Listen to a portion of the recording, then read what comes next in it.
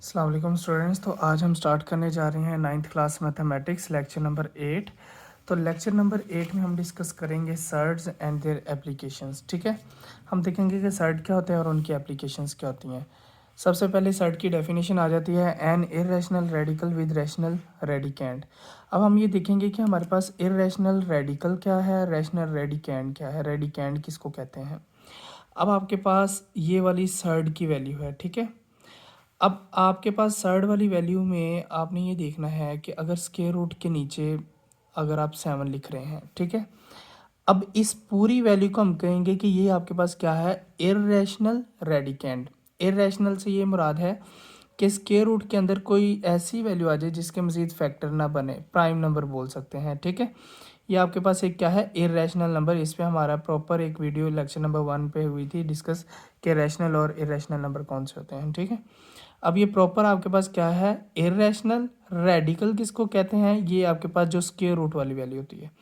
Irrational radical with rational radicand. Rational radicand क्या होता है, रेडिकेंड ये होता है जो स्क्वायर रूट के अंदर वैल्यू लिखी होती है ना, उसको आप कहते हैं रेडिकेंड।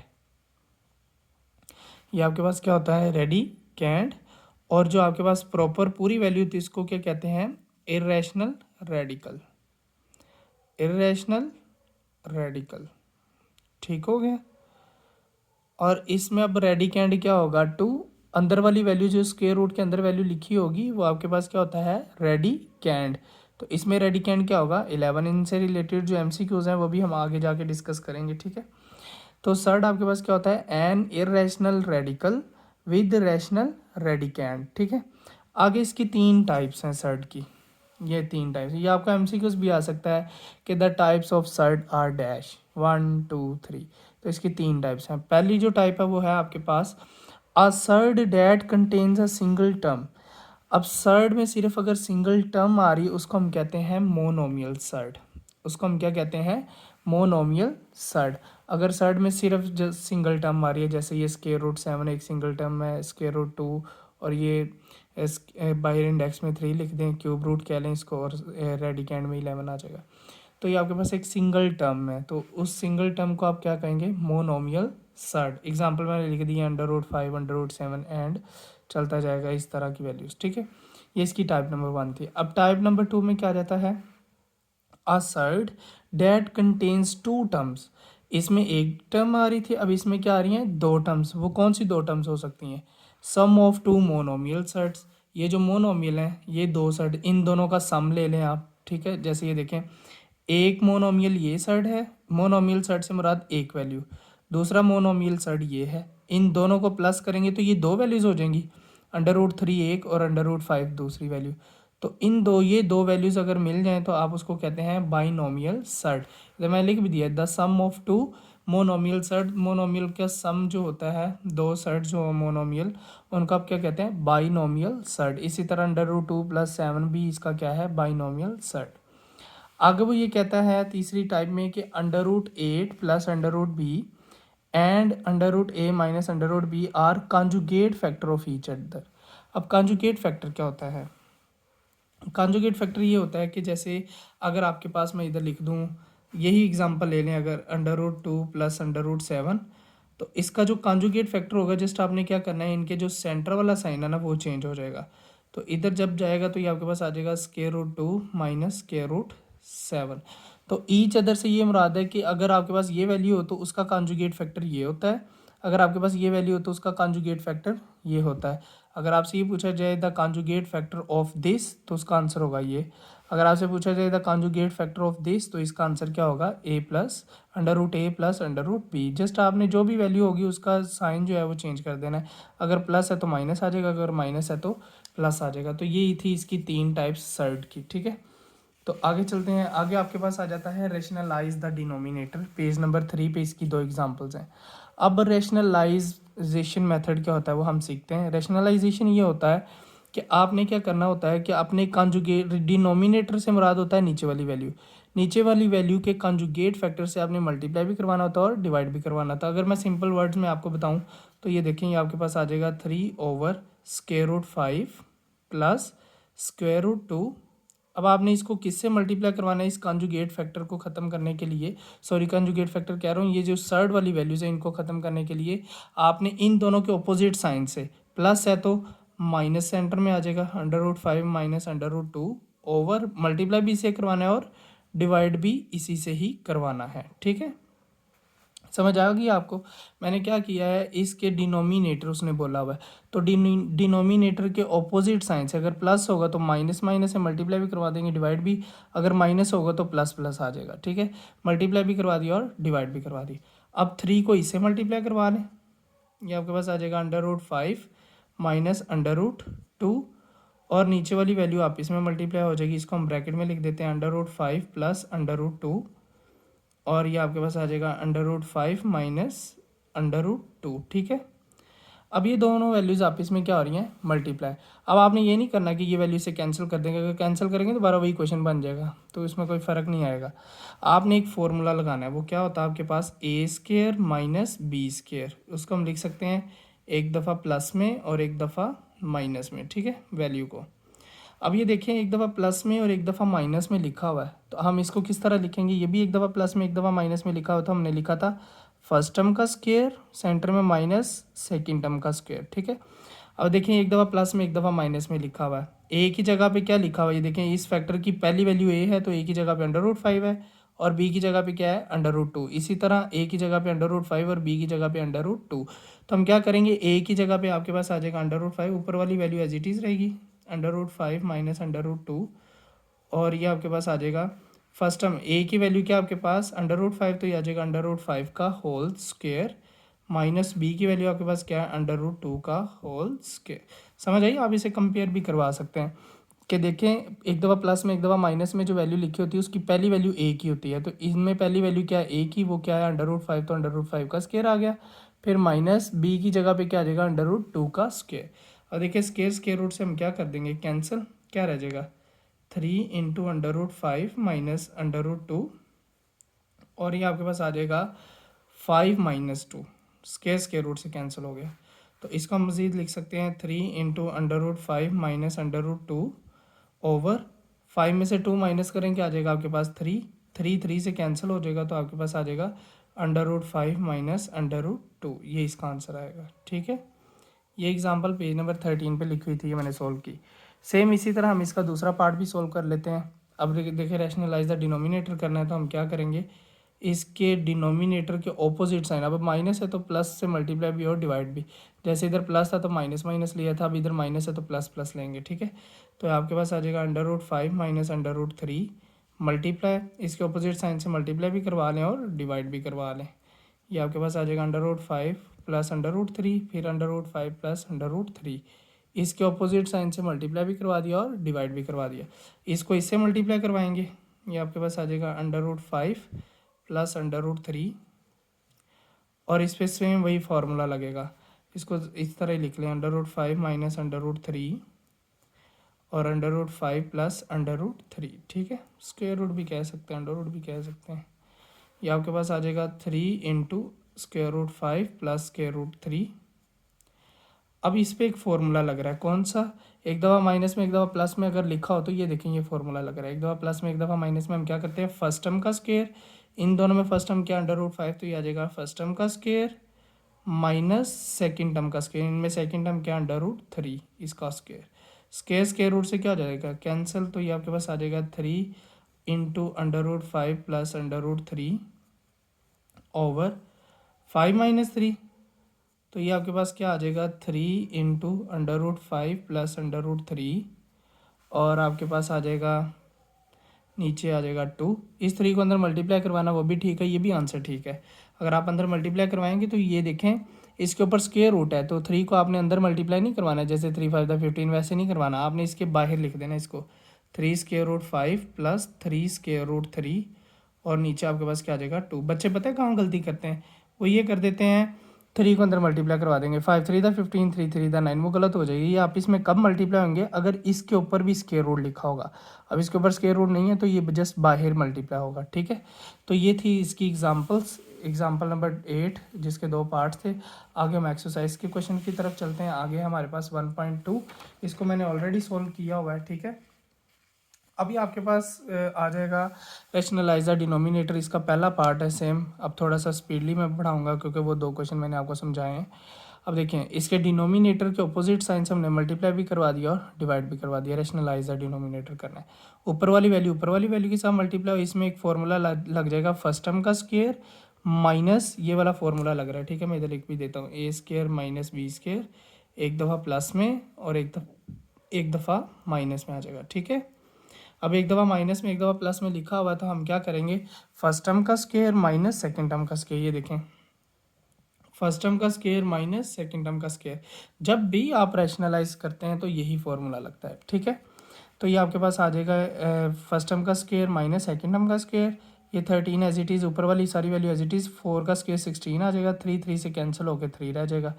तो आपके पास स्क्वायर रूट से कैंसिल होकर 3 रह जाएगा। 16 में से 3 निकालेंगे 13 से कैंसिल होकर क्या आ जाएगा 4 माइनस अंडर रूट 3, ये आंसर आ जाएगा। इसी तरह इसका दूसरा पार्ट है। दूसरे पार्ट में वो कहता है कि square root 2 plus square root 5 over square root 3। अब देखिए, इसके नीचे कोई भी 2 वैल्यूज़ नहीं लिखी हुई कि हम ऑपोजिट साइन से मल्टीप्लाई करवाएं और डिवाइड करवाएं। तो हम क्या करवाएंगे, अगर आपके पास ए की मोनोमियल साइड लिखा हुआ है तो इसको ही आपने मल्टीप्लाई और डिवाइड करवा देना है, समझ आई। इसमें 2 वैल्यूज़ थी ना, तो इसके ऑपोजिट साइन से हम मल्टीप्लाई और डिवाइड करवा रहे थे। अब इसमें जस्ट एक वैल्यू है तो आपने क्या करना है, यही वैल्यू को इधर मल्टीप्लाई भी करवा देना और डिवाइड भी करवा देना, इसका ऑपोजिट साइन नहीं लेना। तो अब देखें, ये अंडर रूट 3 बाहर, ये दोनों आगे उससे मल्टीप्लाई हो जाएंगे।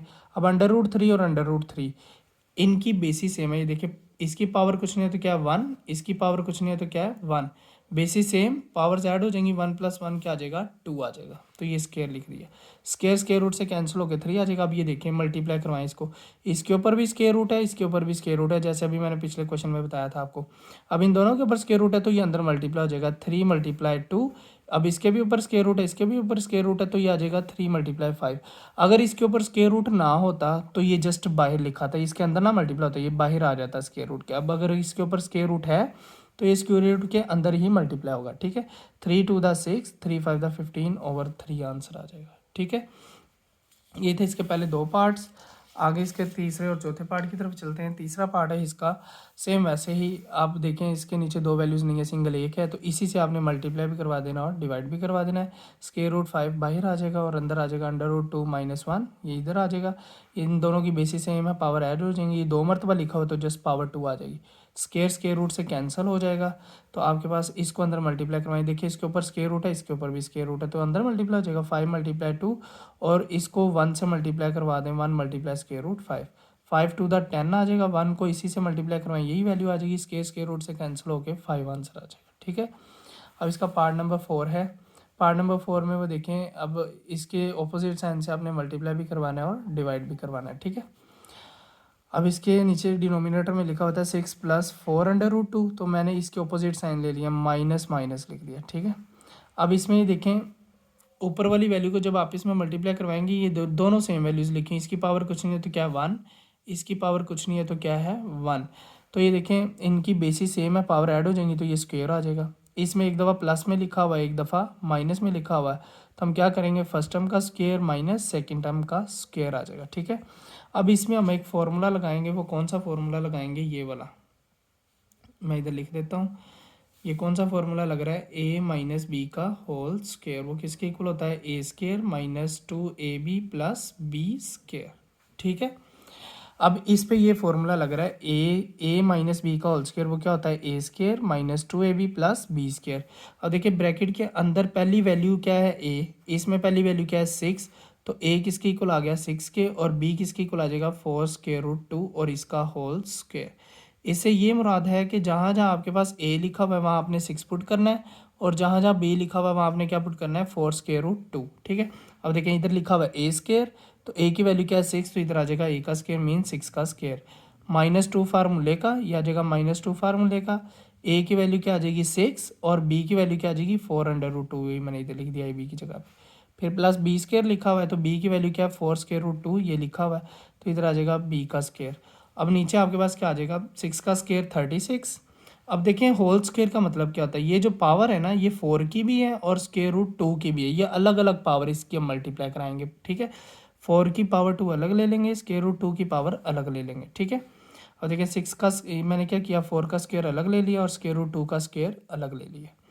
6 का स्केयर 36 माइनस 2 6 12 और आगे क्या आ जाएगा 4 स्केयर रूट 2 प्लस इसी तरह इसमें भी करेंगे 4 का स्केयर अलग और अंडर रूट 2 का स्केयर अलग। ठीक है, अब इनको सोल्व कर लें।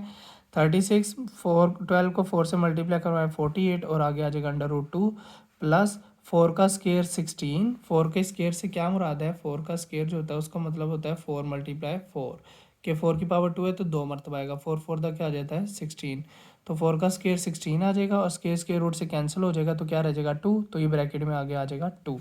डिनोमिनेटर में क्या आ जाएगा 36 माइनस 16 को 2 से मल्टीप्लाई करवाएंगे तो क्या आ जाएगा 32। सही है, अब ये 16 को 2 से मल्टीप्लाई करवाएं 32 और 6 इसको अब आप इसमें ऐड करवा दें। 36 में 32 ऐड करवाएंगे क्या आ जाएगा आपके पास 68 और ये वैल्यू एज इट इज़ आ जाएगी। ये इन दोनों में ऐड नहीं होगी, क्यों नहीं होगी, क्योंकि इसके आगे स्क्वायर रूट 2 लिखा हुआ है। ठीक है, सर्ड वाली वैल्यू है और नीचे 36 में से 32 निकालें क्या आ जाएगा 4। इन दोनों में 4 कॉमन आ जाता है। कैसे, 4 को 17 से मल्टीप्लाई करवाएं 68 होता है, 4 को 12 से मल्टीप्लाई करवाएं क्या आता है 48, इसलिए इन दोनों में 4 कॉमन आ गया, 4 4 से कैंसिल हो जाएगा तो 17 माइनस 12 अंडर रूट 2 ये इसका आपके पास क्या आ जाएगा आंसर आ जाएगा। तो ये था इसका पार्ट नंबर 3 एंड 4। आगे हम चलते हैं इसका पार्ट नंबर 5 एंड 6 करते हैं। यह है इसका पार्ट नंबर 5। या इसके पार्ट नंबर 5 में भी सेम वैसे ही जो अभी हमने पार्ट किया है सेम ऐसे ही है, बस वैल्यूज़ चेंज हैं। और देखिए इसके डिनोमिनेटर से हमने क्या ऑपोजिट साइन से हमने क्या करना है मल्टीप्लाई भी और डिवाइड भी। रेशनलाइज द डिनोमिनेटर कहना है, नीचे वाले को आपने रेशनलाइज करना है। ठीक है, अब इधर प्लस लिखा हुआ है तो माइनस से मल्टीप्लाई भी करवा दिया और डिवाइड भी करवा दिया। अब देखें ये इनकी बेसिस सेम है, इसकी पावर कुछ नहीं तो क्या 1, इसकी पावर कुछ नहीं तो क्या 1, बेसिस सेम पावर्स ऐड हो जाएंगी तो 1 + 1 क्या आ जाएगा 2 और नीचे एक फॉर्मूला लग जाएगा आपके पास, वो यही मैं इधर बार बार लिख रहा हूँ ताकि आपको याद हो जाए। ए स्क्र माइनस बी स्क्र, ये आपके पास आ जाएगा a + b और साथ क्या आ जाएगा a - b। ठीक है, ये इसमें फॉर्मूला लग जाएगा, वो लिखा हुआ है। तो एक दफ़ा प्लस में एक दफ़ा माइनस से मुराद है फर्स्ट टर्म का स्क्वायर माइनस सेकंड टर्म का स्क्वायर। ठीक है, अब इस पर कौन सा फॉर्मूला लगेगा आपके पास, ये आपके पास आ जाएगा a - b का होल स्क्वायर, वो किसके इक्वल होगा a square - 2ab + b square. ठीक है, अब देखिए उसने a की जगह पे क्या लिखा हुआ है स्क्वायर रूट 3 और b की जगह पे क्या लिखा हुआ है अंडर रूट 2 और यह जगह under root 3 minus under root 2 का होल स्क्वायर। तो जहाँ जहाँ आपको a नज़र आ रहा है वहाँ आपने स्क्वायर रूट 3 पुट करना है, जहाँ जहाँ b नज़र आ रहा है वहाँ आपने क्या पुट कर देना है स्क्वायर रूट 2। ठीक है, या आप कंपेयर भी करवा रहे ना, ये देखिए ब्रैकेट है इधर भी ब्रैकेट है, ब्रैकेट में पहली वैल्यू स्क्वायर रूट 3, इधर ब्रैकेट में पहली वैल्यू a है तो a किसके इक्वल आ गया इसके और b किसके इक्वल आ जाएगा इसके सेकंड वैल्यू के। तो जहाँ जहाँ a है वहाँ आपने स्क्वायर रूट 3 पुट कर देना है, जहाँ जहाँ b है वहाँ आपने स्क्वायर रूट 2 पुट करना है। ए स्क्र -2 फार्मूले का आगे a की वैल्यू तो a की वैल्यू क्या है स्क्वायर रूट 3 और b की वैल्यू क्या है स्क्वायर रूट 2 प्लस b का स्क्वायर है तो 2 का स्क्वायर आ जाएगा स्क्वायर रूट 2 का होल स्क्वायर। तो फर्स्ट टर्म का स्क्वायर आ जाएगा स्क्वायर रूट 3 का होल स्क्वायर, सेकंड टर्म का आ जाएगा स्क्वायर रूट 2 का होल स्क्वायर। स्क्वायर रूट से कैंसिल हो जाएगा 3 - 2 रह जाएगा, ये स्क्वायर रूट से कैंसिल स्क्वायर रूट से कैंसिल क्या रह जाएगा 3 - 2, इन दोनों को आपस में अंदर मल्टीप्लाई करवा लें क्योंकि इन दोनों के ऊपर स्क्वायर रूट है, 3 2 दा 6 आ जाएगा और ये स्क्वायर रूट से कैंसिल हो गया 2 2 में 3 ऐड करवाएं 5 - 2 स्क्वायर रूट 3 2 दा 6 और नीचे 1 है तो ये आपके पास आंसर आ जाएगा। ठीक है, डिनोमिनेटर में कुछ नहीं होता तो क्या होता है 1, अगर आप नहीं भी लगाते तो इट्स ओके। सही है, इसका आखिरी पार्ट है हमारे पास 4 square root 3 over under root 7 plus under root 5। ठीक है, इसके ऑपोजिट साइन से हमने मल्टीप्लाई भी करवा दिया और डिवाइड भी करवा दिया। इसको इससे मल्टीप्लाई करवाना 4 स्क्वायर रूट 3 बाहर और अंदर आ जाएगा square root 7 minus square root 5 और नीचे एक फॉर्मूला लग रहा है फर्स्ट टर्म का स्क्वायर माइनस सेकेंड टर्म का स्क्वायर में लगा दिया। अब ये देखें स्क्वायर रूट से तो कैंसिल हो जाएगा। अब इसको आपने पता क्या करना है, ये जो स्क्वायर रूट 3 है ना इसको पहले अंदर मल्टीप्लाई करवा लें और 4 को बाद में करवा लेंगे। ठीक है, स्क्वायर रूट इधर भी लिखा हुआ इधर भी लिखा हुआ, तो जब दोनों के ऊपर स्क्वायर रूट आ जाए तो हम क्या करते हैं दोनों को स्क्वायर रूट एक ही स्क्वायर रूट के अंदर मल्टीप्लाई करवा सकते हैं। इसके भी ऊपर स्क्वायर रूट है इसके भी ऊपर स्क्वायर रूट है तो इन दोनों को भी हम अंदर मल्टीप्लाई करवा सकते हैं। तो मैंने जैसे ये किया है अंडर रूट 3 को अंदर मल्टीप्लाई करवाया तो 7 के साथ 3 मल्टीप्लाई हो जाएगा और 5 के साथ 3 मल्टीप्लाई हो जाएगा। अगर इनकेस इनके ऊपर इसके ऊपर स्क्वायर रूट ना होता तो वो बाहर इससे मल्टीप्लाई होता, अंदर मल्टीप्लाई ना होता। तो 7 3 दा 21 5 3 दा 15 स्क्वायर रूट से कैंसिल हो जाएगा, रह जाएगा 7 और माइनस क्या आ जाएगा 5। 7 3 दा 21 5 3 दा 15 और ये आ जाएगा 4। 7 में से 5 निकालें 2 आ जाएगा, 2 1 दा 2 2 2 दा 4 तो ये आ जाएगा 2। इसको अब अंदर मल्टीप्लाई करवा लें। अब देखें इसके ऊपर स्क्वायर रूट है नहीं, तो हम क्या करेंगे, इसको बाहर मल्टीप्लाई करवाएंगे स्क्वायर रूट के, तो ये आ जाएगा 2 स्क्वायर रूट 21, 2 स्क्वायर रूट 15, ये इसका आंसर आ जाएगा। ठीक है, ये पार्ट नंबर 6 था। और अब इससे रिलेटेड जो हमारे MCQs हम उनको डिस्कस कर लेते हैं। ये ठीक है, आपके पास एक MCQs है, every surd is N dash number, कि जितने भी सर्ड होते हैं वो आपके पास क्या होते हैं, कौन से नंबर होते हैं, वो कौन से होते हैं, इर्रेशनल नंबर्स। ठीक है, अब ये याद रखिएगा, एवरी सर्ड इर्रेशनल हो सकता है लेकिन एवरी इर्रेशनल सर्ड नहीं हो सकता। सही है, फिर आगे कहता है every dash number is not a surd, वही बात आ गई कि every surd is an irrational number but every irrational number is not a surd, तो इसका आंसर क्या आएगा, इरेशनल। तो अभी हमने कितनी टाइप्स पढ़ी हैं सर्ड की, 3। अब यही इन दोनों को मिला के उसने एक MCQs बना दिया, every surd is an irrational number but every irrational number is dash not a surd, कि every irrational number is not a surd.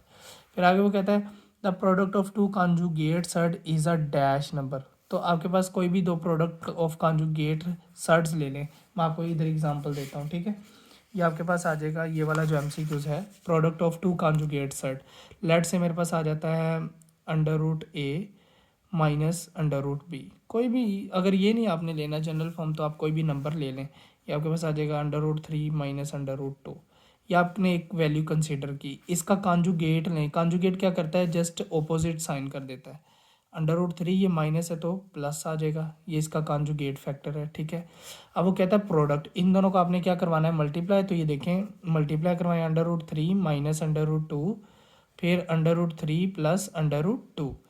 अब ये तो एक फॉर्मूला नहीं बन गया, ये वाला a² माइनस b², एक दफ़ा प्लस में और एक दफ़ा माइनस में, तो एक दफ़ा प्लस में एक दफ़ा माइनस से मुराद ये है कि आपने फर्स्ट टर्म का स्क्वायर लेना है माइनस सेकंड टर्म का स्क्वायर लेना है, स्क्वायर रूट से कैंसिल हो जाएगा, क्या रह जाएगा 3 माइनस 2, 3 में से 2 निकालें, क्या आ जाएगा आपके पास 1, and 1 is your rational number, इसके ऊपर कोई भी स्क्वायर रूट नहीं आएगा। ठीक है, तो आपके पास आ जाएगा the product of two conjugate surd is a dash number which is your rational number. फिर आगे वही आ जाता है कॉन्जुगेट हो, इसका कॉन्जुगेट क्या होगा, √a माइनस √b, ये तीनों गलत हैं, ये ठीक है। आगे वो कहता है अगर आपके पास ये वैल्यू लिखी हो तो इसका रेडिकेंड क्या होगा, रेडिकेंड क्या होता है, मैंने सर्ट की डेफिनेशन में बताया था कि स्क्वायर रूट के अंदर वाली वैल्यू जस्ट होती है ना, जो 35 है वो रेडिकेंड है, तो इसका आंसर 35 आ जाएगा। और इसका रेडिकेंड क्या होगा, स्क्वायर रूट के अंदर जो भी वैल्यू होगी, अभी ये क्यूब रूट लिखा हुआ क्योंकि इधर क्यूब है तो ये भी क्यूब रूट है, क्यूब रूट के अंदर 45 है, अंदर वाली वैल्यू को हम कहते हैं रेडिकेंड। तो आज का लेक्चर जो है हमारा यहीं पे ख़त्म होता है। इस अगर आपको वीडियो अच्छी लगी है तो इसको लाइक शेयर और कमेंट ज़रूर करें। थैंक यू सो मच, अल्लाह हाफिज़।